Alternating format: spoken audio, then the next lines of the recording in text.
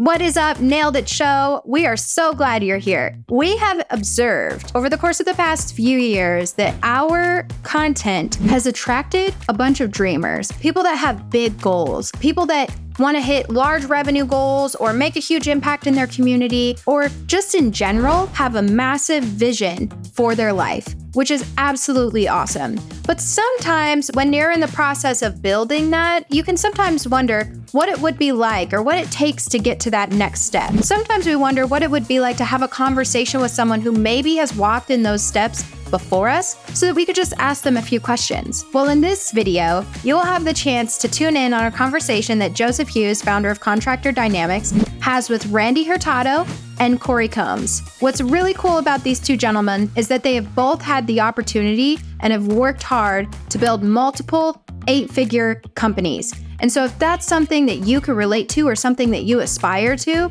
then this conversation will be really insightful for you. I won't give away too many spoilers, but just know that these gentlemen have some awesome insight that will be able to help you take your company to the next level. We are so excited for you to tune in on this conversation. We hope you enjoy.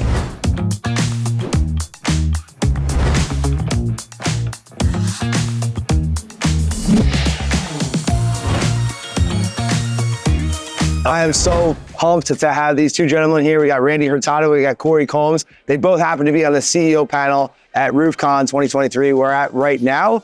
They just happen to stop by the booth. Wanted to shoot some content here. So they got very successful companies, both these gentlemen, and we're gonna get some insights from them. So real quick, introduce yourself, just a little bit of who you are and what you do. Yep, my name is Randy Hurtado. I'm the COO of DT Companies, which is comprised of 7 different companies in the home services world. And we're located in Texas, south of DFW. I'm Corey Combs. I have South Shore Roofing Exteriors, a lifer in the construction industry. I'm a licensed roofer and a general contractor in Florida. Yeah, thanks so much for sharing your knowledge. Always, not just now, but like on social media with so many different contractors. And these guys are on the CEO panel, which is awesome.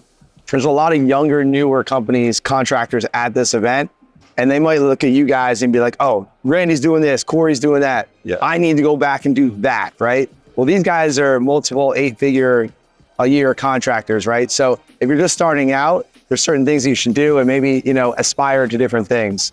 So you can give some advice to the guy that's like maybe $1 million, $3 million, like they've kind of reached the ceiling where they're at right now. Sure. In terms of like hustle or knowledge or team, how can people break through that ceiling? Well, I think the first thing, we were actually just talking about this, is be known for something. If you're going into the market and you're trying to be everything to everyone, you're going to end up being nobody to anyone. I have to keep that English, nobody to nobody. Too many pronouns there. We don't like pronouns. Yeah, making sure that whatever you're focusing on, that the community that you serve knows you for that. It gives you permission later on to be able to build a brand around that and then launch new services in your area and to ensure immediate success in those different services that you offer. Yeah, I think that's a great point. And your identity, I think the identity of your company, you need to figure out what your identity is before you take that out into the marketplace. And I think one of the big things that I've learned in my business, I'm a process guy, right? And so if you don't have your processes in place in order to be able to grow, I think that's one of the first things you need to look at in terms of, am I able to put more efficiencies in my company to grow? Because you can't work more hours in the day. I mean, we don't have any more time. And a lot of guys are taxed out as it is. So I think figuring out how you can work more efficiently and how you can grow that way is probably the advice that I would give after you figure out what your identity is and what you want to be known for. It's a great point. Amazing advice. Randy talks about kind of the front end, the identity, the brand, what you're known for. Corey talked about the operational, the process end. And I've been in business over 10 years and we've seen the same thing from ourselves and clients that we worked with, both from a brand perspective and operationally. We had too many services when we first started out. A lot of them weren't profitable. Now we offer one thing. Well, as of last week, 2 things, but very related. But one thing, and that's it. And that enables you to scale. I just did a Facebook Live on this. Complexity fails and simple scales. That's right. That's right. Yeah, and that's where we saw the quickest growth in our company is when we learned really quick and early on. We're a roofing company. Let's smash it. Let's own our area. Let's become the Coca-Cola for roofing in our area. And then we have permission to launch all these other companies. So I get that, Randy. A lot of guys might be like, oh yeah, but I really want to serve my homeowners and my clients because they trust me and I want to do their garage door or their fence or whatever. So that's where strategic partnerships come in, right? Before we started a garage door and service company, we had a garage and service company that we worked with. The company itself, terrible. The staff guy that we always worked with, awesome, great customer service, always apologizing to us for any hiccups that happened that our customers had to deal with. So one day we just decided, you know what, we can't get this service to serve our customer correctly. Let's start our own. So we approached Brent and they said, hey, let's start a garage door and service company. You have 19 years of experience. We have the capital and the customer base, and Patriot Garage Door and Service today owns our region. Nice. Yeah, that's a really good point. I did something similar. That's how I have a gutter, I have a gutter division. So we do roofing, siding, windows, and gutters. And we started out with just roofing. I came from a remodeling and custom home, background. So I had really good idea on how to estimate and do all that stuff. But I think the big point here is you can't add services and you can't add revenue to your business unless you can handle what you're already doing really, really well. Because you can't outsell broken processes. So I'm going to sound like a broken record here, but you can't outsell broken processes. You can't add services to cover revenue gaps when you're not good with your numbers and you can't manage your finances. Those things will not help. So I think if you are doing something really, really, really well, and now it's time to piggyback off that, I think that's a good move. But if you're struggling in one area, you need to fix that area first before you start adding any of these other things or toss it, right? I mean, I've made some really stupid decisions and I've had to bail on some things that we've done in the past. And so experience and time in business and learning and all that stuff's part of it too. And I don't want people to think it's like, oh, these guys have everything figured out. No, I made some really stupid decisions this year, right? That I'm paying for right now. So I think that's just part of understanding that's business. But I also know that our foundation is really stable and really good so that we can build on those things and those mistakes don't sink us. And some of you might be thinking, well, what if I'm already a roofing, siding, painting, and window company and, I've already been doing it for 3 or 4 years. How do I go towards that process? At least at minimum, make sure that each one of those are divisions within your company so you have accountability. Nothing's worse than, I was just talking to Joseph about starting our commercial roofing company.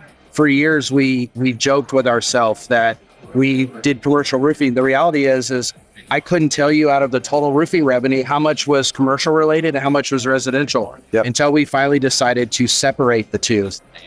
And so we could determine, we have its own P&L reports, we have its own staff. So we know exactly how much, and if it even makes sense for us to do it. And so if you have already decided or built a large business around multiple services, make sure that there is some separation within your organization, not only on staff, but on ways to determine where that revenue is coming from, to make sure, should you be doing painting? Should you be offering windows or sidings? Maybe you need to take all that money and effort and you're focusing on marketing for that and pour it into the things that are actually making the company money and building your brand. That's really good advice. And I'm actually going to take that advice. We were just talking about, I do some commercial as well, but I haven't structured it the way he's talking about it. And it really makes a lot of sense because if you look at it as its own entity, you can see, am I putting in too much money and not getting enough return? If you have all that stuff mixed in with everything else, you really don't know that. And you can't diagnose if you're actually making a profit on it or not, which that's good advice, man. It really is. Yeah, that's huge. Yeah. Even if you don't establish your own, another LLC and website, you don't have to do all that if we're kind of young and just starting out. What we do is we code it in QuickBooks as we categorize the revenue, whether it's event revenue or, roofing revenue, siding revenue, and just, try to do as good of a job you can, get your bookkeeper to help you out with that, just to make sure you have visibility into those numbers, like Corey said. So, Corey, I know you have to go to your breakout. I got to run. Thank you guys so much. Appreciate it. sharing your knowledge, guys. And y'all reach out to Joseph over at Contractor Dynamics. Yeah, I'm such a bad sales guy. I didn't even, no call to action here. I'd reach out to these guys because these guys are beacons in the industry, and they built very successful multiple 8-figure businesses, and they're supporting other contractors. So reach out to them. They're a wealth of knowledge. So grateful to have them here today. Happy to help, man. Wow.